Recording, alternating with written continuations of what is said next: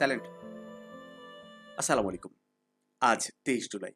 জাতীয় বিশ্ববিদ্যালয়ের অফিসিয়াল ওয়েবসাইটে খুবই গুরুত্বপূর্ণ একটা নোটিশ প্রকাশ করা হয়েছে। জানাবিটির আজকের ক্লাসের মাধ্যমে এই নোটিশটি সম্পর্কে বিস্তারিত তথ্য তোমাদের জানিয়ে দেওয়ার চেষ্টা করব। শিক্ষার্থী বন্ধুরা, তোমরা দেখতে পাচ্ছ 2024 সালের অনার্স দ্বিতীয় বর্ষ পরীক্ষায় পরীক্ষার্থীদের বিরুদ্ধে গৃহীত শাস্তিমূলক ব্যবস্থা সংক্রান্ত বিজ্ঞপ্তি। যদিও এটা দ্বিতীয় বর্ষের একটা বিজ্ঞপ্তি, কিন্তু জাতীয় বিশ্ববিদ্যালয়ের প্রত্যেকটা স্টুডেন্টেরই আজকের এই বিজ্ঞপ্তিটা ভালো করে দেখে নেওয়া উচিত। তোমরা দেখতে পাচ্ছ গত 21 জুলাই নোটিশের তারিখ থাকলেও এটা প্রকাশ হয়েছে 23 জুলাই, এবং এখানে বলা হচ্ছে জাতীয় বিশ্ববিদ্যালয়ের অধীনে অনুষ্ঠিত 2024 সালে অনার্স দ্বিতীয় বর্ষ পরীক্ষায় বিভিন্ন কলেজ কেন্দ্রের ভারপ্রাপ্ত কর্মকর্তা, কক্ষ পরিদর্শক, পরীক্ষক, প্রধান পরীক্ষক কর্তৃক বিভিন্ন অভিযোগে অভিযুক্ত নিম্নবর্তিত শিক্ষার্থীদের বিরুদ্ধে বিভিন্ন ধারায় শাস্তি আরোপের সিদ্ধান্ত গৃহীত হয়। বিধি অনুযায়ী আরোপিত শাস্তির বিস্তারিত বিবরণ। অর্থাৎ এই যে 2024 সালের অনার্স দ্বিতীয় বর্ষের যে পরীক্ষাটা গত বছর অনুষ্ঠিত হয়েছিল, এই পরীক্ষায় যারা নকল করেছে বা পরীক্ষার হলে টিচারদের সাথে খারাপ ব্যবহার করেছে, তাদের কিন্তু বিভিন্ন মেয়াদে এখানে শাস্তি দেওয়া হয়েছে। তো এই যে কলেজের নাম সহকারে প্রথমে আমরা দেখতে পাচ্ছি আজম খান সরকারি কমার্স কলেজ খুলনা। এখানে 2 জন স্টুডেন্টকে শাস্তি দেওয়া হয়েছে। প্রথম জনের নাম হচ্ছে মুসা এসকে, রেজিস্ট্রেশন নাম্বার এত, হিসাব বিজ্ঞান ডিপার্টমেন্টের এই সাবজেক্টে তাকে ধরা হয়েছে এবং ধারায় তাকে শাস্তি দেওয়া হয়েছে। সংশ্লিষ্ট বছরের পরীক্ষা বাতিল সহ পরবর্তী 3 বছরের পরীক্ষায় অংশগ্রহণ করতে পারবে না। চিন্তা করতে পারো, 3 বছর সে টানা আর জাতীয় বিশ্ববিদ্যালয়ে কোনো পরীক্ষায় অংশগ্রহণ করতে পারবে না। তাহলে এই স্টুডেন্টের কি আর পড়াশোনা হবে? ও একেবারে শেষ। আর পড়াশোনা এখানেই বন্ধ। তারপরে দেখো 2 নম্বরে ওই একই কলেজের অনন্য আফরিন, যার রেজিস্ট্রেশন নাম্বার সহকারে দিছে, ও ম্যানেজমেন্ট ডিপার্টমেন্টের একটা স্টুডেন্ট। তার এই যে ধারায় তাকে শাস্তি দিয়ে দেখা যাচ্ছে যে সংশ্লিষ্ট বছরে শুধু পরীক্ষা বাতিল করা হয়েছে, মানে গত বছরের তার পুরো পরীক্ষাটা বাতিল, এবছর আবার পরীক্ষা দিতে পারবে। কিন্তু একটা জিনিস চিন্তা করো, এই যে তুমি অনার্সে পড়ো, তোমাকে কেন নকল করতে হবে আমি বুঝলাম না। হ্যাঁ, নকল করাটা কি আসলে খুব জরুরি বিষয়, নাকি এটা একটা মানসিক সমস্যা? আমার মনে হয় এটা টোটালি একটা মানসিক সমস্যা, এছাড়া অন্য কিছু নয়। এই যে দেশ, নিজের কলেজ, নিজের আত্মীয় স্বজন সবার কাছে যে যে নাম সহকারে সম্মানহানির একটা ব্যাপার, এটা আসলে কোনোদিন ব্যক্তির জীবন থেকে মুছে যাবে না। হ্যাঁ, সো নকলকে আজকে থেকে মন থেকে ঘৃণা করো এবং প্রতিজ্ঞা করো নকল করবা না, এবং পরীক্ষার হলে তুমি খুব সতর্ক থাকবে যাতে কোনোভাবেই এরকম কোনো ইনসিডেন্ট তোমার সাথে না ঘটে। আগে এই নামটা উল্লেখ করতো না বিশ্ববিদ্যালয় কর্তৃপক্ষ, আগে শুধু এই রেজিস্ট্রেশন নাম্বার দিয়ে কি মেয়াদের শাস্তি সেটা দিত, এবং তারও আগে আমরা দেখতাম যে কখনোই এই ধরনের নোটিশ প্রকাশ হতো না। হ্যাঁ, কিন্তু এখন বিশ্ববিদ্যালয় কর্তৃপক্ষ অনেক স্ট্রিক্ট হয়ে গেছে, দেখো নাম সহকারে এখন দিচ্ছে। তারপরে সুন্দরবন আদর্শ কলেজ খুলনার, এখানে আমরা দেখতে পাচ্ছি একজন পদার্থবিজ্ঞান বিভাগের একটা স্টুডেন্টের সাসপেন্ড হয়েছে, তার 1 বছরের পরীক্ষা বাতিল করেছে।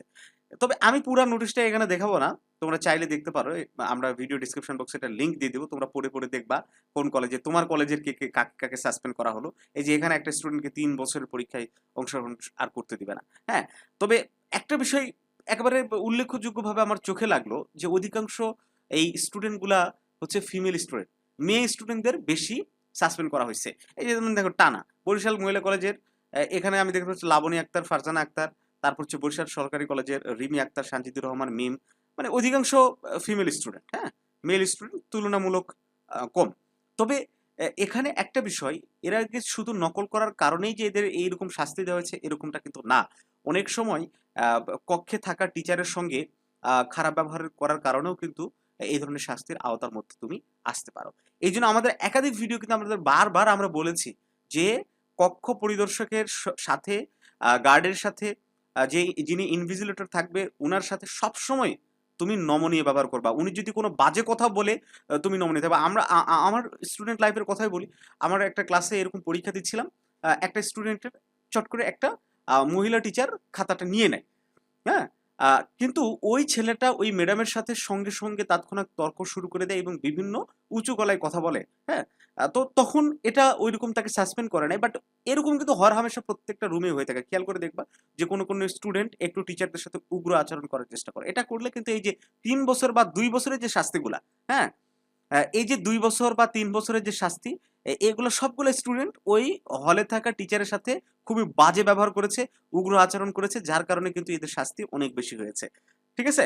আমি এখানে একটা কলেজ দেখলাম, এই যে নওগাঁ সরকারি কলেজ, দেখো একটা কলেজের 7 জন স্টুডেন্টকে শাস্তি দেওয়া হয়েছে। গণিত বিভাগে সবগুলো দেখো কি ডিপার্টমেন্টের স্টুডেন্ট এগুলো নকল। এই গণিত ডিপার্টমেন্টের তুমি ভালো স্টুডেন্ট, ডেফিনেটলি যারা গণিত ডিপার্টমেন্টের স্টুডেন্ট তারা তো ভালো স্টুডেন্ট হয় না? এদেরকে নকল করার কোনো প্রয়োজন ছিল? উদ্ভিদ বিজ্ঞান, রসায়ন, মানে এই ভালোগুলোর মধ্যে খারাপ হয়ে গেছে বেশি। তো যাই হোক, মানে সব জায়গায় স্মার্টনেস দেখাতে নাই। এই যে প্রত্যেকটা কলেজের এখানে একটা কলেজ দেখলো গাইবান্ধা সরকারি কলেজ। এই কলেজে ওরা 13 জন শিক্ষার্থী, 13 জন শিক্ষার্থী, অধিকাংশ শিক্ষার্থী কি এই সায়েন্স ডিপার্টমেন্ট এবং বিবিএ ডিপার্টমেন্টের। আর্টস ডিপার্টমেন্টের কিন্তু কেউ আমরা দেখছি না যে নকল করছে। এই যে এখানে একজন দেখলাম শাহাদাত, ইতিহাস বিভাগ, এই যে এখানে 2 জন। ওকে, তবে অধিকাংশই সায়েন্স ডিপার্টমেন্ট বা বিবিএর এগুলার মধ্যে। এই কলেজের আবার দেখো ভিক্টোরিয়া কলেজ, এখানে 13 জনকে সাসপেন্ড করা হয়েছে, অধিকাংশ ইংলিশ ডিপার্টমেন্ট। যাই হোক, তোমরা একটু দেখে নিবা, হ্যাঁ। এবং অন্যান্য ইয়ারের ভিডিও শুরুতেই বললাম যে অন্যান্য ইয়ারের জন্য এটা খুব গুরুত্বপূর্ণ। কারণ এই জন্য গুরুত্বপূর্ণ, এগুলা দেখে একটু শিক্ষা নিতে হবে।